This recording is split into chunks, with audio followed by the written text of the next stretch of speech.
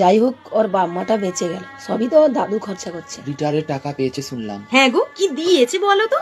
ওই তো একটা মটর দানা দেখছি, একটা গলায় ফ্যান ফ্যান করে ঝুলছে। ও কাকু, 1 চামচ প্যারাডাইস দাও না।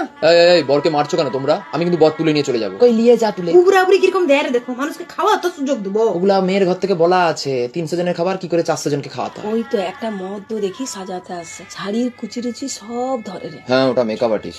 তোমরা না। চুপ কর তো। কি রিয়ে দিচ্ছে বলো তো? তেল টেলা জুস করেছে, বিয়ে বাড়িতে কেমন খাওয়া দাওয়ার করতে হয় জানেনি মনে হয়। ভাত না, ভাত না না, আমার আইসক্রিম দিবেন। ওই তো আইসক্রিম আসতেছে, খেলে ভাত গুলো। ভালোবাসা করে বিয়ে হয়েছে তো মনে হয়। না না, বিয়ের আগে ছেলেটা ঘরে আসতো, মুই নিজে দেখছি, মানে বললে হবে। এই বাচ্চা ধরো। কেন, তুমি কাই যাবো? ওই এই যে লাস্টে কাই খাবার কুলায়নি। কুলাবে কি করে? 70 জনের জায়গায় যদি 130 জন চলে আসে। মাংসটা আর একটু সিদ্ধ হতো।